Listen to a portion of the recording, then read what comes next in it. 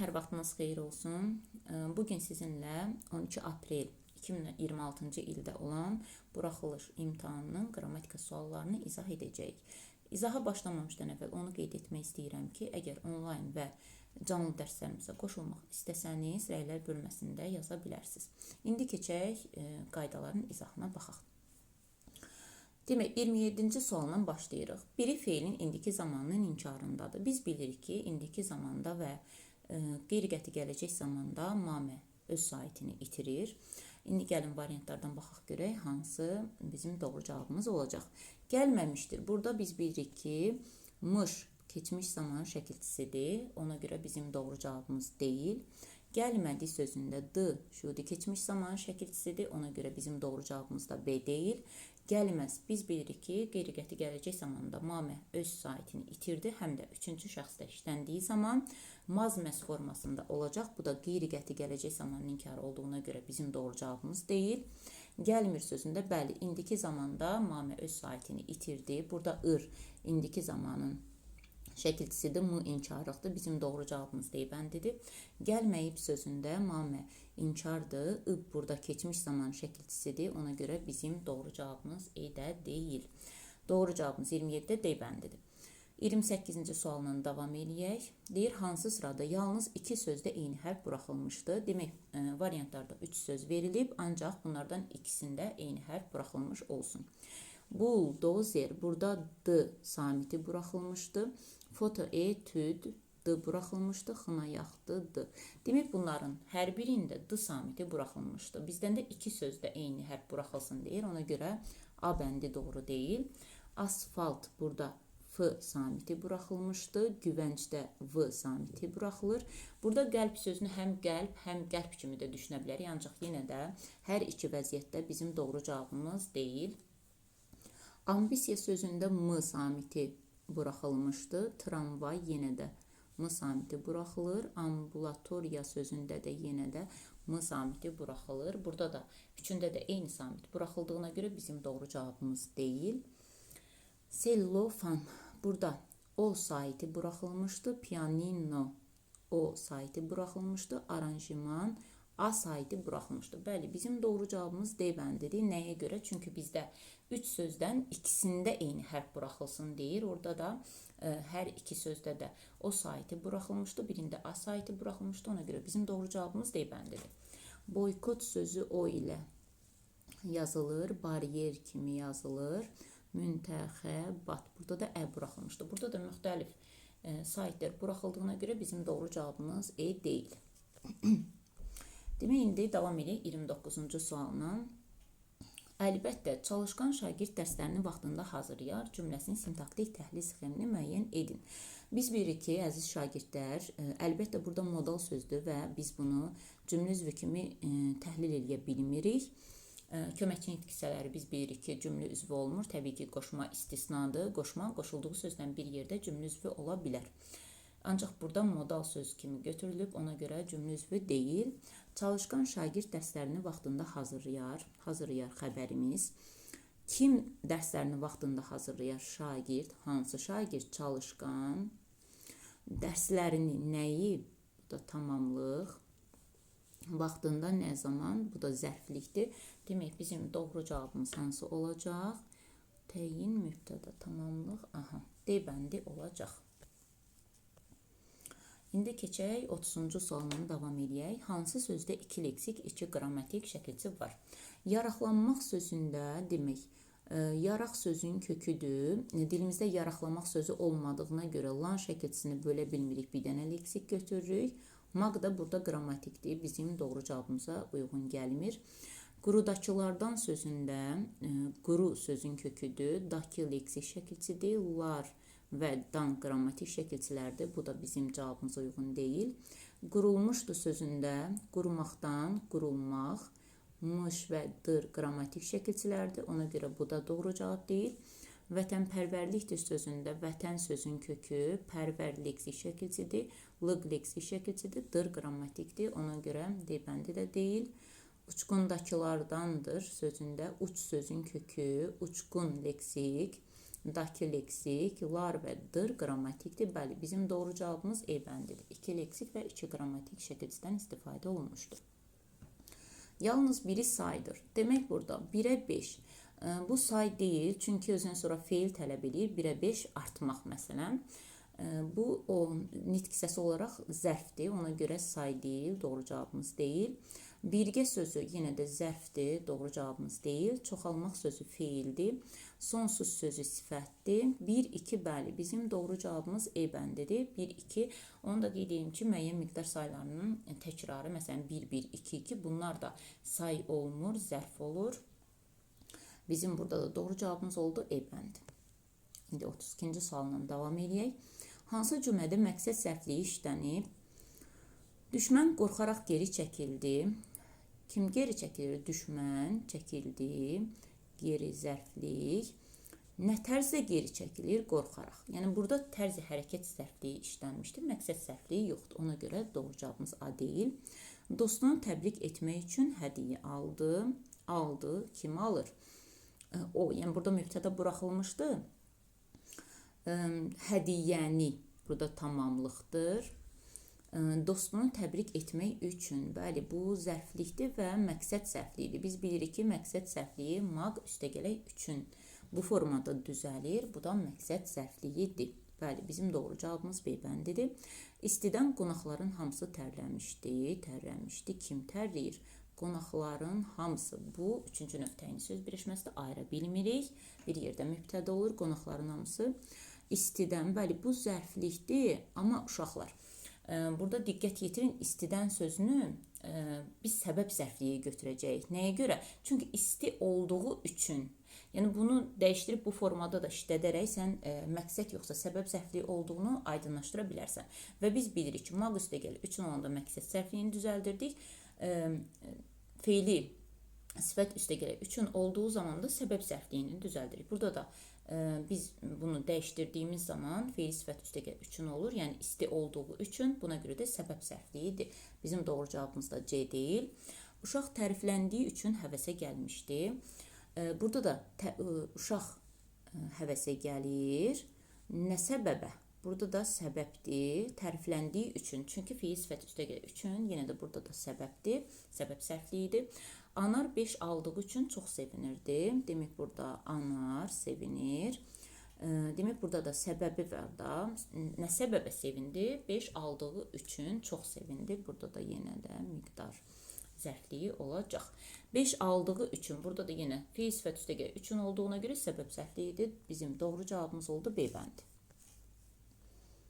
33-cü sualla davam eləyək. Üzərində rəqəm yazılmış hissələr haqqında doğru fikri müəyyən edin. Əziziyəm dərdimi, suya deyim dərdimi. Bağban şirin yuxuda, əğyar gülü dərdimi. Burada gəlin əvvəlcə şəkilçiləri müəyyən eləyək, sonra variantlardan tapaq. Suya deyim, burada im şəxs sonluğudur. Həmin şəkildə işlənmişdir. Demək burada xəbərli şəkilçisidir, şəxs sonluğudur. Dərdimi, burada mənim dərdim həm mənsubiyyət var, dərdimi təsir çal şəkilçisi var, burada da hal şəkilçisidir. Bağban şirin yuxuda əğyar gülü dərdimi. Burada da m sual ədatıdır. Demək bizim doğru cavabımız olacaq. Birinci şəxs sonluğudur, xəbərli şəkilçisidir. İkinci hal şəkilçisidir, təsiri çalan şəkilçisidir. Üçüncü də sual ədatıdır. Bizim doğru cavabımız olacaq B bəndi. 34-cü sualla davam eləyək. Nümunəyə əsasən cədvəldəki uyğun fikirləri müəyyən edin. Mən ağa ağ dedim, qaraya qara. Sən məni istədin, çəkəsən dara. Yenicə sağalır vurduğun yara. Mənim bu yaralı könlümə dəymə. Demək burada uyğun fikirləri soruşursa, doğrunun altından doğrunu tapırıq, yanlışın altından da yanlışı tapmalıyıq. Əgər uyğunsuz fikirlər desəydi, tamam tərsinə olardı. Yəni doğrunun altından yanlış tapardıq, yanlışın altından da doğrunu tapmalıydıq. Ancaq indi bizdən uyğun fikirləri soruşduğuna görə biz uyğunluğu tapmalıyıq. Düzəltmə sözlərdən ikisinin kökü feildir. Gəlin əvvəlcə baxaq görək burada hansılar düzəltmə sözlərdir. Onları seçək. Baxaq onlardan ikisinin kökü feildirmi? Demək, düzəltmə sözləri tapaq. Sağalır, vurduğun yara, mənim bu yaralı könlümə dəymə. Demək, düzəltmə sözlərimizi tapdıq və bunların içində kökü feil olan iki söz Bəli, burada yara sözünün yarmaqdan yara. Burada da yenə də yaralı sözündə də yar feilindən yaranmışdı hər ikisi. Ona görə bu doğru cavabdır. Adlıq, təsirlik və ya yönlük halda olan isimlər işlənib. Gəlin əvvəlcə isimləri tapaq. Sonra baxaq görək uyğunluq hansıdır. Mən ağa ağ dedim, qaraya qara. Burada isim yoxdur. Biz bilirik ki, mən, sən bunlar əvəzlikdir və isim kimi götürə bilmərik. İsmi əvəz eləyə bilər, amma nitq hissəsi olaraq əvəzlikdir. Demək, burada isim yoxdur. Sən məni istədin, çəkəsən dara. Burada da dara çəkmək bir yerdə frazoloji birləşmədir. Sən burada dara sözünü ayrıca isim kimi götürə bilməzsən. Yenicə sağalır vurduğun yara. Bəli, burada yara sözü isimdir. Mənim bu yaralı könlümə. Burada da könlüm isimdir. Bu sözdə, daha doğrusu bu nümunədə iki isim işlənmişdi və bunların halları yara sözü adlı haldadır. Könlümə də yönlük halda işlənmişdi və təsirlik halda olan isim olmadığına görə bu yanlışdır.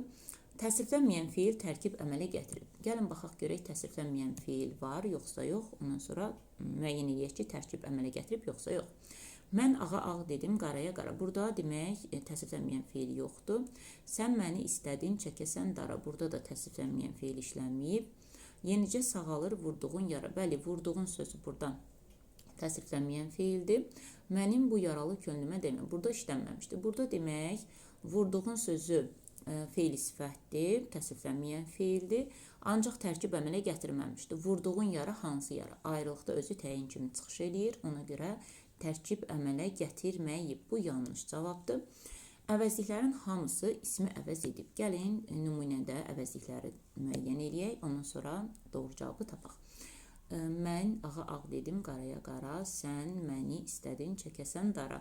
Yenicə sağalır vurduğun yara, mənim bu yaralı könlümə demək. Demək, nümunədən əvəzlikləri tapdıq və bizə deyir ki, hamısı ismi əvəz edib. Bu yanlışdır. Nəyə görə? Burada bu əvəzliyi ismi əvəz etməyib, sifəti əvəz eləmişdir. Ona görə bu yanlışdır. Təsriflənən feillər yalnız xəbər və əmr şəklindədir.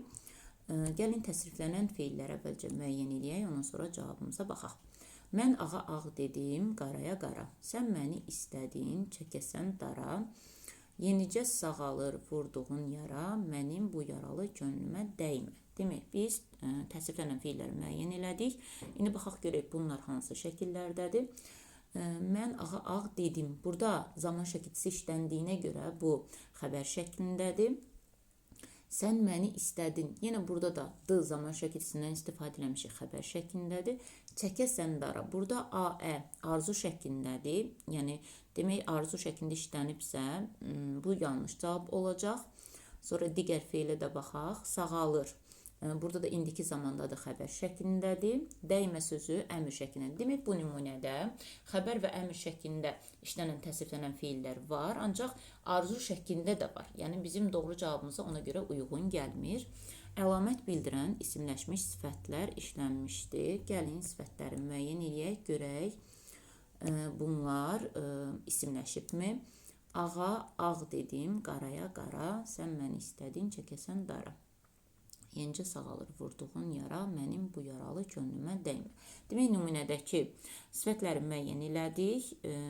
Burada ağa ağ dedim. Bəli, bunların hər biri isimləşibdir. Ona görə bu doğru cavabdır. Demək, uyğun fikirləri deyir. Ona görə biz doğrunun altından doğrunu tapmalıyıq. Yanlışın altından yanlışı tapmalıyıq. Doğrunun altından doğru 1, yanlışın altından yanlışlar 4 və 5. Bizim doğru cavabımız 1, 4, 5. E bəndi olacaq.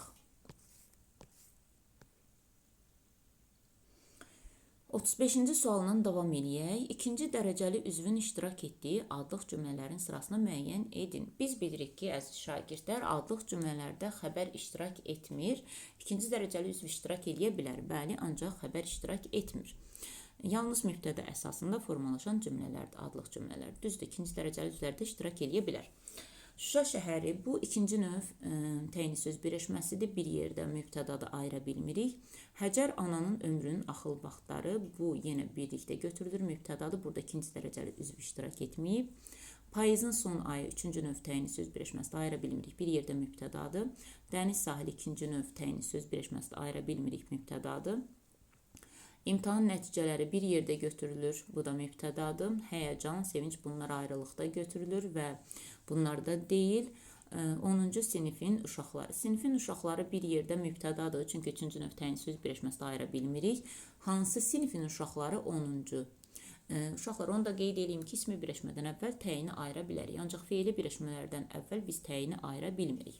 Burada da ismi birləşmələrdən əvvəl təyin işlənmişdi. Ona görə biz bunu ayırırıq. Son qələbəyə olan inam hissi. İnam hissi ayrılmaz 2-ci növdür. Birlikdə götürülür. Mübtədadır. Hansı inam hissi? Son qələbəyə olan inam hissi. Bu da fe'li sifət tərkibidir. Təyin kimi çıxış eləmişdi.